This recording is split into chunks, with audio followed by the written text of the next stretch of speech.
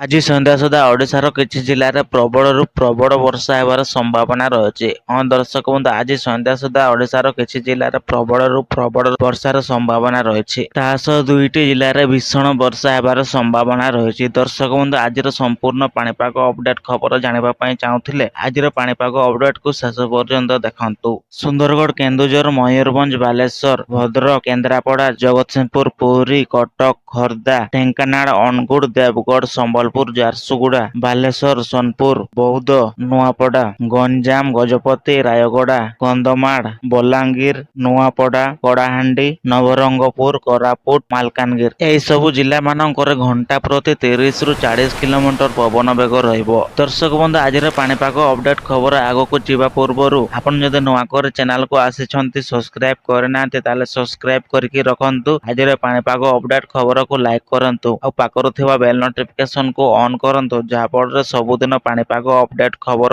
ଆପଣମାନେ ସର୍ବପ୍ରଥମେ ପାଇପାରିବେ। ତା ସହ ଆପଣଙ୍କର ବନ୍ଧୁ କିମ୍ବା ଆପଣଙ୍କର ଚାଷୀ ଭାଇ ଭଉଣୀ ମାନଙ୍କ ପାଖକୁ ଆଜିର ପାଣିପାଗ ଅପଡେଟ୍ ଖବରକୁ ନିହାତି ଭାବରେ ସେୟାର କରନ୍ତୁ, କାହିଁକି ନା ପାଣିପାଗ ଅପଡେଟ୍ ଖବର ଚାଷୀ ମାନଙ୍କ ପାଇଁ ନିହାତି ଜରୁରୀ। ଭୁବନେଶ୍ୱର ପାଣିପାଗ କେନ୍ଦ୍ରର ସୂଚନା ଅନୁସାରେ ଦର୍ଶକ ବନ୍ଧୁ, ଝାରସୁଗୁଡ଼ା, ସମ୍ବଲପୁର, ବରଗଡ଼, ସୋନପୁର, ବୌଦ୍ଧ, ବଲାଙ୍ଗୀର, ନୟାଗଡ଼, ପୁରୀ, ଖୋର୍ଦ୍ଧା, ଜଗତସିଂହପୁର, କେନ୍ଦ୍ରାପଡ଼ା ଏହି ସବୁ ଜିଲ୍ଲାମାନଙ୍କର ଦର୍ଶକ ବନ୍ଧୁ ହାଲକା ମଧ୍ୟମ ଧରଣର ବର୍ଷା ହେବାର ସମ୍ଭାବନା ରହିଛି।